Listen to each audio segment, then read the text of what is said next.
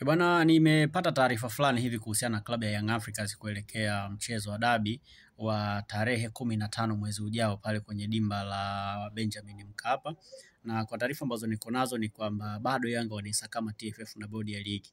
Nimeambiwa kwamba kuna jitihada ambazo zinafanywa kuhakikisha kwamba mechi Yanga wanapeleka timu kwenye mchezo wa tarehe 15, lakini bado jitihada hazijaweza kufanikiwa kutokana na namna ambavyo Yanga wamebaki na msimamo ule ule wakambo wao hawatacheza mchezo wa dabi. Sasa kwenye huu msimamo wa Yanga wa kuto kucheza dabi unaifanya bodi ya ligi na TFF kuendelea kubaki kwenye mawazo makali.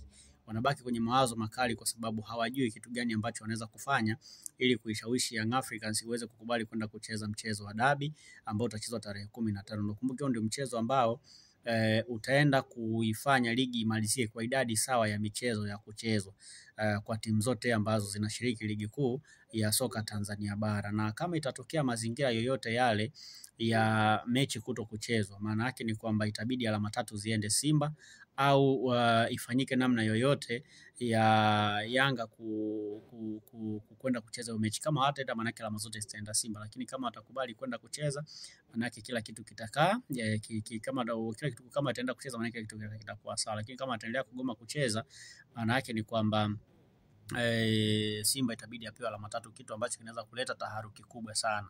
Sasa issue hapa iliyopo ni kwamba TFF na bodi ya ligi wanaendelea kupambana ili Yanga wakubali kwenda kucheza dabi, lakini kwa namna inavyoonekana ni kwamba bado Yanga wameshikilia msimamo ule ule, na moja ya vitu ambavyo Yanga wanavihitaji ni kwamba hata kama watakubali kwenda kucheza dabi, lakini kuna baadhi ya viongozi lazima waondolewe kwenye bodi ya ligi, kitu ambacho TFF haiko tayari kufanya, kwa sababu ikifanya hivyo maana yake itakuwa imetii kile ambacho Young Africans wanakitaka, kitu ambacho ni kinyume na principles za uongozi. Yani ni ngumu klabu moja kulazimisha viongozi fulani waondolewe kwenye bodi ya ligi ikiwa tayari kila timu zote zimeridhia kuwepo na wale viongozi. Kama unakumbuka kuna kipindi hata Engineer Saidi Murtaza Mangungu, niliona pia andiko la Namungo, walisema kabisa Namungo walisikaria mkono walisikaria. Sasa ikitokea walisikaria akaamua kufanya mabadiliko kwenye kamati ya masaa 72 ambayo imepewa mamlaka ya kuendesha ligi, ambao ni ya kuendesha ligi kuu kwa maana ya bodi ya ligi yenyewe,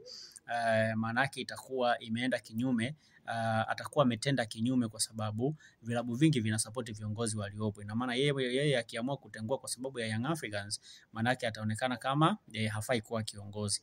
Sasa issue ambayo ipo sasa hivi ni kwamba Yanga wanaamini kwamba kwa nguvu yao walionayo hakuna namna TFF inaweza kukubali kuvunja kanuni, kuwapa Simba alama 3 za mchezo, na wanaamini kwamba hawezi kupokonywa alama 15 kwenye msimamo wa ligi kuu. Tafsiri yake ni kwamba kwa sababu wanaamini kwamba kwa ukubwa wao TFF hawezi kufanya hivyo, hiyo ndio inapelekea wanaendelea kuipelekesha TFF na bodi ya ligi kuwalazimisha waweze kuvunja kanuni, waweze kuwasikiliza ili ndio wapeleke timu uwanjani, kitu ambacho pia kwa TFF na bodi ya ligi wanaonekana hawataki kukifanya, lakini wanaamini kwa influence yao itapelekea bodi ya ligi na TFF kubadili mtazamo na kutengeneza mazingira ya viongozi kujiengua, kwa maana ya kujiuzulu, ili waweze kwenda kufanikiwa zaidi wao. Sasa kwenye kile ambacho Yanga wanakihitaji, bado TFF na bodi ya ligi hawako tayari kukifanya, lakini pia Young Africans wao wanaamini kwenye ukubwa wao. Sasa issue iko hivi, wizara kwa taarifa ambazo tukirejea kwenye kile ambacho alizikizungumza waziri wa michezo pale bungeni, alisema swala hilo liko chini ya TFF kwa maana na bodi ya ligi ambao ndio mamlaka za soka, ila wao hawezi kuingilia chochote kama serikali. Na ukumbuke kwenye hili sakata, ikitokea serikali imeingilia tu kwa namna yoyote ile, maana yake ni kwamba tutafungiwa kama taifa, tutafungiwa kushiriki kwenye shughuli mbalimbali za kimichezo, kitu ambacho serikali haiwezi kukubali. Ukumbuke serikali imeomba kuandaa michuano ya CHAN mwezi wa 8, lakini pia serikali imeomba kuandaa michuano ya AFCON mwaka 2027, kwa maana mwaka mmoja tu ujao watashiriki michuano tutaandaa michuano ya AFCON. Sasa hicho ni kitu ambacho kinaweza kusababisha kuiachia TFF iweze kurani mambo yake yenyewe.